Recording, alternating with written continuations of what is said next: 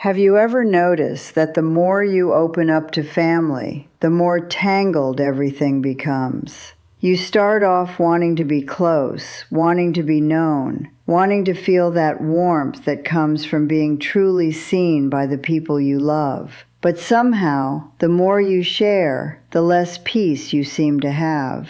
It is something I have not learned from a book, but slowly, quietly, through the years of living it myself. My name is Elizabeth. I am 85 years old. I was married to Harold for 58 years, and when I lost him, I thought I would lose myself too. I raised 3 children in a house that always smelled like something was on the stove. Anne, my oldest, practical and steady. Susan, the middle one, warm and a little scattered, the one who shows up unannounced and somehow always at the right time. And Michael, my son, who carries so much in silence, the way his father did. I spent most of my life believing that honesty was the foundation of everything. That if I told my children what I was thinking, what I was feeling, what I was planning, it would keep us close. I truly believed that. But somewhere along the way, I began to see something I could not unsee. Not every truth needs to be spoken, not because it is shameful, but because at this stage of life, peace is not a gift someone gives you. It is something you must choose to protect, one quiet decision at a time. So today I want to talk with you, not as someone standing above you with advice, but as someone sitting beside you, someone who has made mistakes and is still learning. I want to share 5 things I have come to believe are better held close after a certain age. Not to be secretive, but to be wise.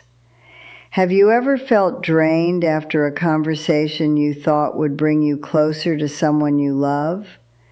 If you have, then what I am about to say may feel like someone finally putting into words what you have been thinking for a long time. The first thing I have learned to keep to myself is my exact financial situation. I know what you might be thinking. We were always told to be open with our families, no surprises, no confusion. And I understand that impulse deeply. We think, if I just tell them how much I have saved, how I have structured things, what I plan to do with what Harold and I built together, I will be protecting everyone. That is what I thought too. But there is a truth no one prepares you for. The moment you fully open that financial curtain, the dynamics begin to shift. Let me tell you about a neighbor of mine, a man named Gerald. He is 82 now, a gentleman who spent his life as a postal supervisor. Careful and steady. A few years ago, thinking it would bring calm, Gerald sat down with his 2 adult sons and laid everything out. The accounts, the pension, the house deed, his plans for dividing the estate. He even printed a little chart to show how thoughtfully he had managed things. He expected relief, maybe even a little gratitude. What he got instead were questions. So many questions. Dad, why are you still in that big house? Shouldn't you consider assisted living? One son even offered to come and help manage the finances, just in case. All of it said with love, wrapped in genuine concern. But over time, Gerald told me he felt like he was no longer the one making decisions about his own life. A new armchair was too expensive. A weekend trip was unnecessary at his age. Even a new pair of reading glasses came with a raised eyebrow. What hurt him most, he told me, was not that his sons did not care. It was that they cared so loudly, so constantly, that he began to feel like a child in his own home. Once the numbers are out, it is very hard to put them back. Even the kindest family members can begin to overstep without realizing it. And in less fortunate situations, people who were once distant suddenly become very interested in your finances. That cousin who never called, that grandchild who always forgot your birthday, suddenly asking about your will. Privacy is not secrecy, it is protection. You do not owe anyone your bank statements. Your money is yours. It is the result of decades of sacrifice and hard work, most of which no one else will ever fully understand. The person most qualified to decide what should be done with it is you. Have a will, a power of attorney, someone you trust. But share the full picture only when it is truly necessary and with people who have genuinely earned your trust. Now let us talk about something that feels even more natural to share, our health. Because after a certain age, the body speaks up in ways it did not before. And when you love your family, it feels only natural to mention those things. We think, they care about me, they will want to know. And often they do. But here is the part we rarely think about. How those small pieces of information land on the other side. When we say, my back has been bothering me again, or I felt a little dizzy this morning, it might feel like ordinary conversation to us.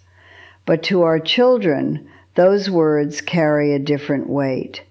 What feels like a passing moment of discomfort can sound to them like a warning signal. And once they begin to see us as someone who might be declining, it is very difficult to undo. I have a friend named Lorraine, 78 years old, widowed a few years now, and still one of the most self-sufficient people I know. She grows her own herbs, walks every morning with her little dog, volunteers at the church library on Thursdays. One afternoon, after a long weekend of gardening, she mentioned to her daughter over tea that her shoulders were a bit sore. Just that, a passing comment. Her daughter panicked. Within 2 days, there was a physical therapy appointment booked, daily check-in calls, and a conversation about whether Lorraine needed help around the house. Lorraine told me she appreciated the love behind it all, but she also felt suddenly handled, like she had gone from being a capable woman to a fragile one overnight. As the weeks went on, her daughter began asking, "Are you sure you should be lifting that? Maybe you should not be driving after dark." Lorraine, who had always taken quiet pride in her independence, told me she started to feel like a guest in her own life. All because of a passing remark about sore shoulders. If something truly matters, share it. Your family deserves the chance to show up for you when it is real. But every small twinge, every stiff morning, every restless night, you do not need to report all of it. You have lived in this body long enough to know the difference between something serious and something that is simply the ordinary business of getting older.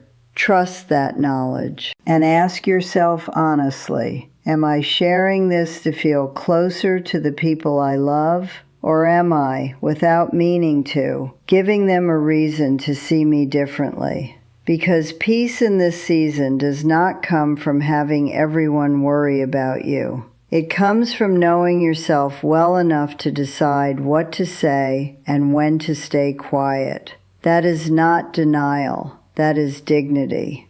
Now let us talk about getting drawn into family conflicts. At this age, we have seen a great deal. We have watched children grow apart, siblings stop speaking over money, old wounds surface at holiday dinners. And as the older generation, we feel this pull to step in, to smooth things over, to offer what we have earned through decades of living.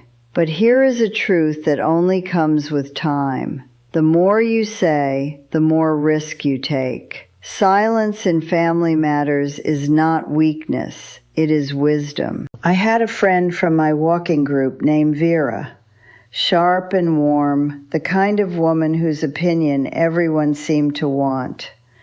She told me about a moment she still thinks about. During a visit with her daughter, she mentioned gently that perhaps her grandson, who was 6 at the time, might do well to help tidy his toys. That was all. A soft observation, offered with love. Her daughter went quiet. The calls became less frequent. Invitations thinned out, and Vera, who had only meant to help, found herself wondering how one sentence could create such distance. That rift never fully healed. She carries it still. That is the risk of inserting yourself into how your children live their lives, even when your intentions are pure. Because people do not always hear the words you say. They hear them filtered through their own fears and insecurities. What feels like gentle support to you can land as judgment to them. You try to help 2 of your children settle a disagreement, and suddenly both feel you have taken sides. You express a quiet concern, and your son pulls back. You do not have to attend every conflict you are invited into. You can love your family completely without placing yourself in the middle of every disagreement. Sometimes the most powerful thing you can offer is simply, "I trust you to work this out," and then let go. Because your role now, more than ever, is to keep your heart steady, not just for them, for yourself. Now let us talk about something quieter than conflict, but often heavier: our regrets. At this age, we all carry them. Even the most contented people hold a few moments they wish had gone differently. And sometimes those memories rise up in the middle of ordinary conversations, a quiet sigh during a walk with someone you love. But I have come to believe, truly believe, that not every regret needs to be spoken out loud, especially not to the people who love you most. I know a woman named Pauline, 80 years old, a retired school teacher who raised 4 children while caring for her mother and working full-time for more years than she cares to count. One afternoon, walking with her youngest daughter, she sighed and said quietly, "Sometimes I wish I had been able to travel more when I was young." She meant it as a flicker of honest reflection. Her daughter took it hard. Later, she told Pauline, it had made her feel like everything her mother had sacrificed had not been worth it, that somehow she and her siblings had held her back, that their life together was not enough. That is the tricky nature of regret.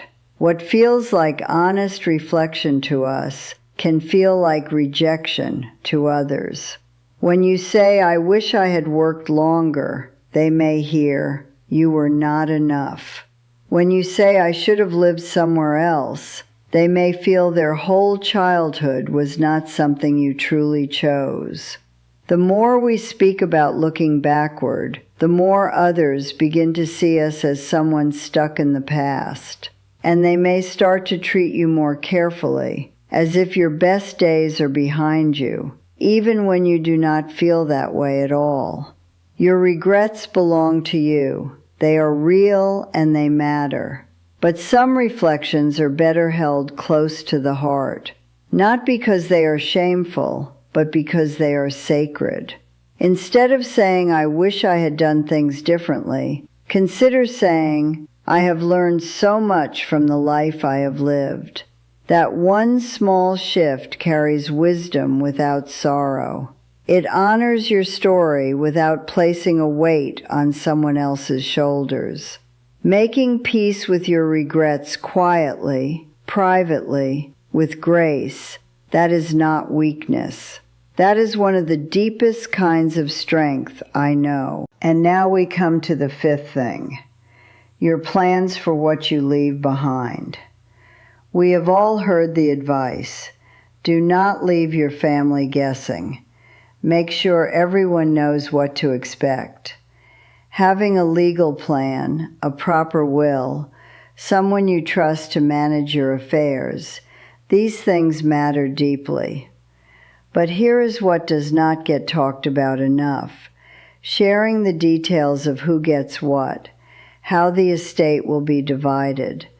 Doing that too early or too openly can do more harm than you ever intended. Let me tell you about a woman named Frances.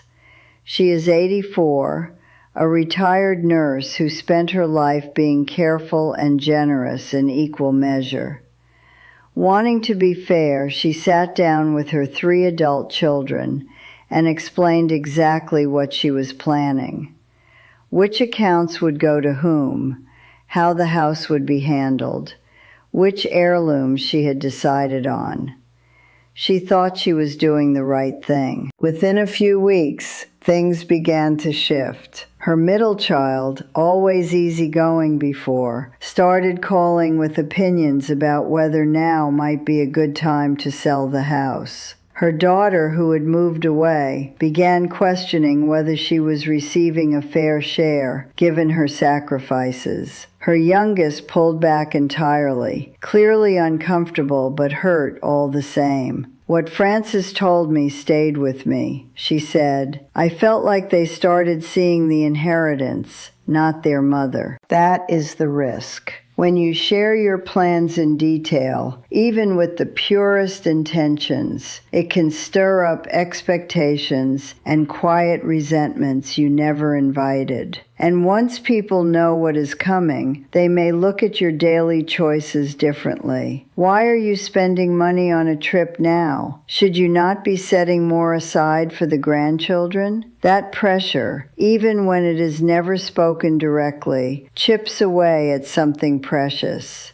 Your freedom to enjoy the life you built. You still need a solid estate plan. You still need a will and a power of attorney and someone you trust. But you do not need to turn your later years into a negotiation. You do not owe your children a preview. What you choose to give or not give is your decision, born from your values, your love, and your lifetime of work. And if someone only seems truly interested in you when the conversation turns to money, then perhaps you already know what that tells you. You do not need me to say it out loud. So let us come to rest here, with a thought I hope you carry with you.